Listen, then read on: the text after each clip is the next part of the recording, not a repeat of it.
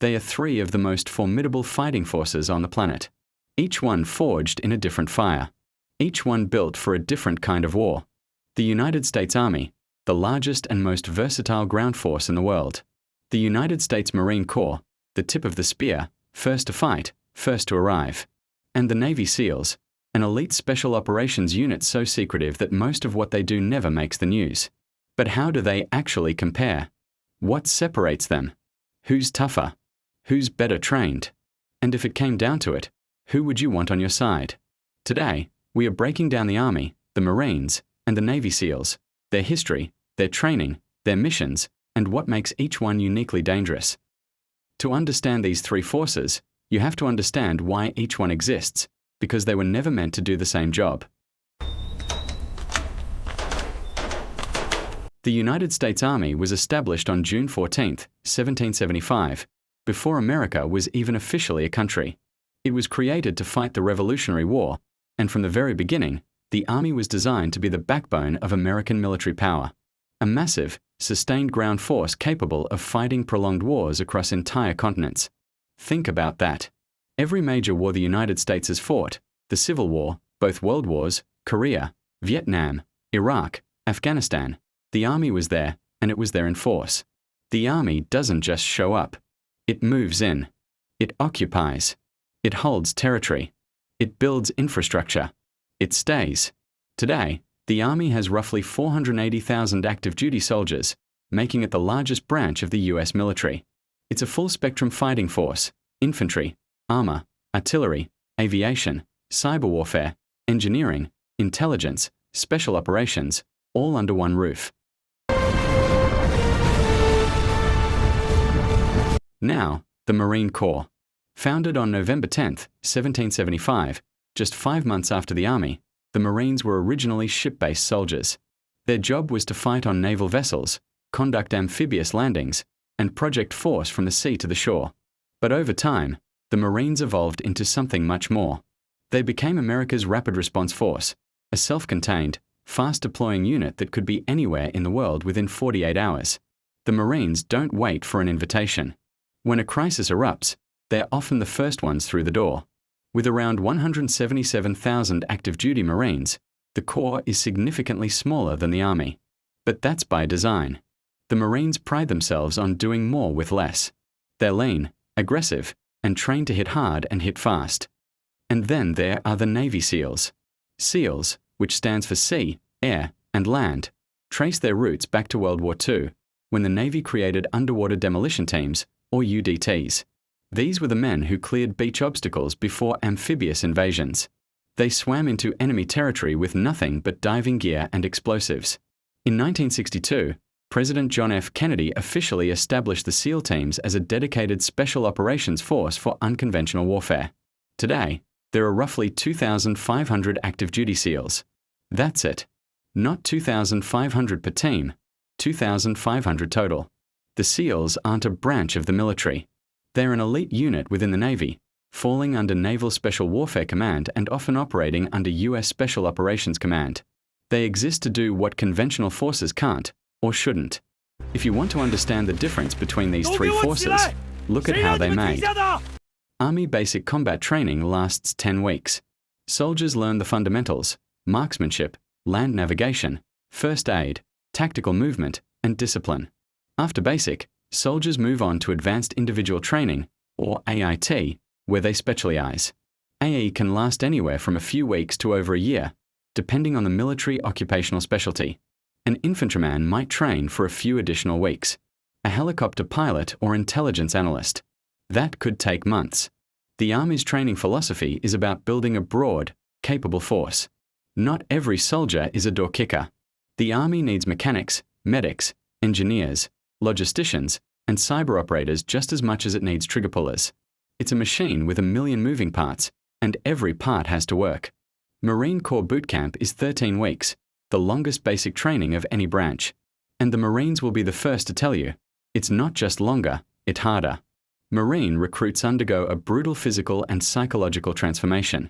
The Crucible, a 54-hour final event with minimal sleep, limited food, and continuous physical and mental challenges, is the defining moment. You go in as a recruit. You come out as a Marine, or you don't come out at all. But here's what really separates Marine training from the Army. The Marines believe that every Marine is a rifleman. It doesn't matter if your job is cooking food, fixing trucks, or analyzing intelligence. You will be trained to fight. You will qualify with a rifle. You will know small unit tactics. This philosophy is baked into the identity of the Corps. There are no re-echelon Marines. Everyone fights. After boot camp, all Marines attend the School of Infantry. Infantry Marines go through a longer infantry training battalion course.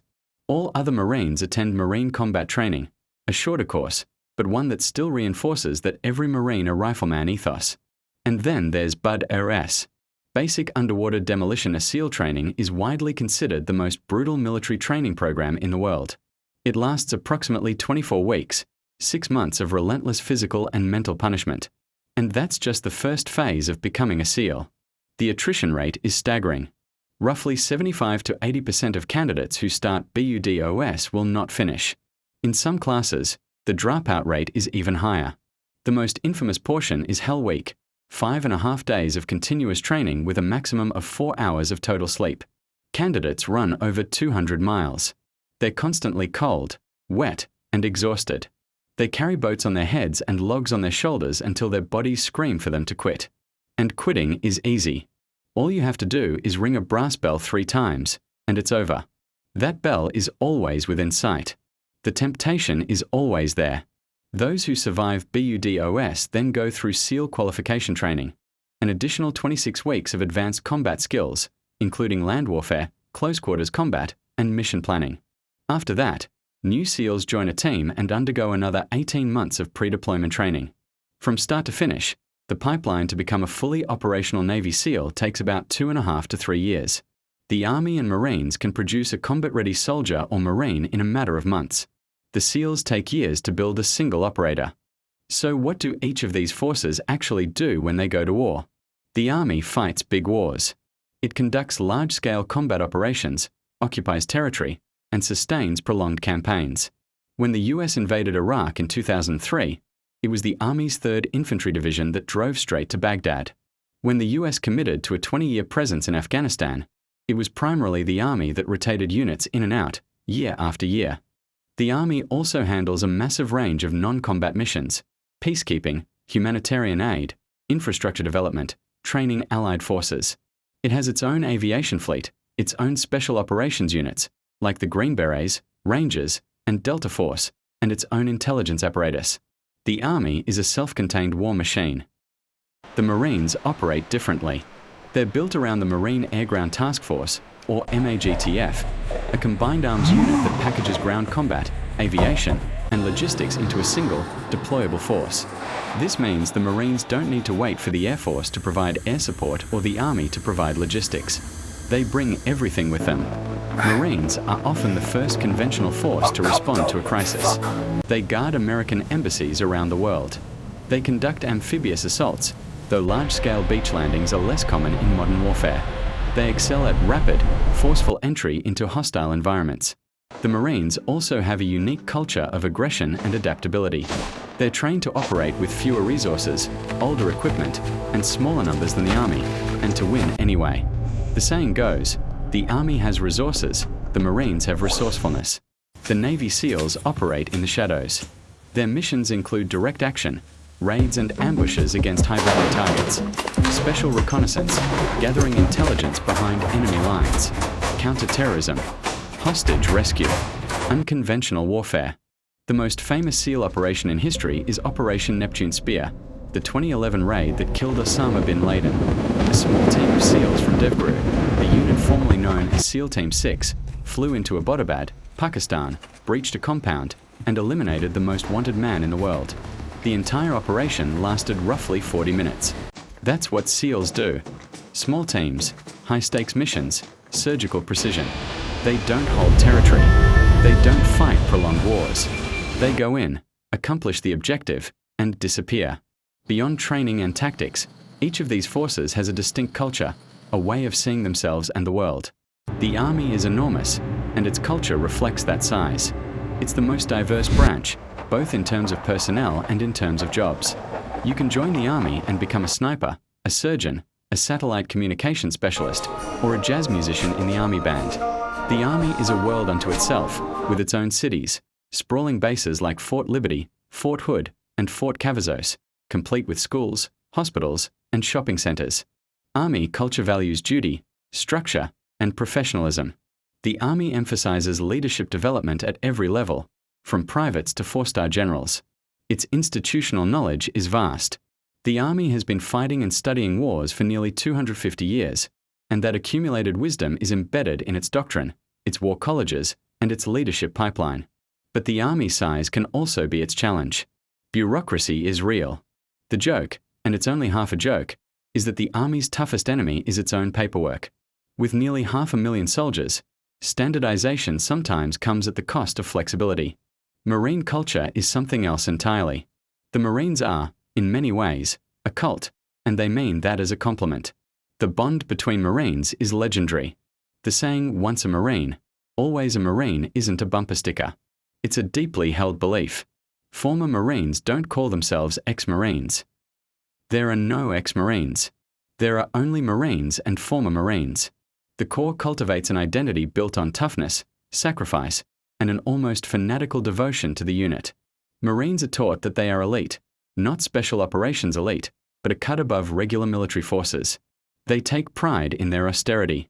While the Army might have state-of-the-art equipment, the Marines often operate with hammer-downs, and they'll outfight you with them. Marine culture also carries a chip on its shoulder. The Marines exist within the Department of the Navy, which means they're constantly fighting for funding, recognition, and relevance. That underdog mentality fuels everything they do. SEAL culture is built on the concept of the quiet professional. SEALs are taught to let their actions speak. The trident, the gold pin worn by qualified SEALs, is one of the most coveted insignias in the military, and earning it is a source of immense pride. SEAL teams operate on a level of trust and autonomy that would be unthinkable in conventional forces. A team of 12 to 16 operators might be given a mission objective and left to plan and execute it with minimal oversight. This requires extraordinary judgment, maturity, and skill. However, SEAL culture has also faced scrutiny in recent years. High-profile incidents, including war crimes allegations, drug use, and what some have called a celebrity culture fueled by book deals and media appearances, have led to soul-searching within the SEAL community. The quiet professional ideal has, at times, clashed with the reality of fame and public attention.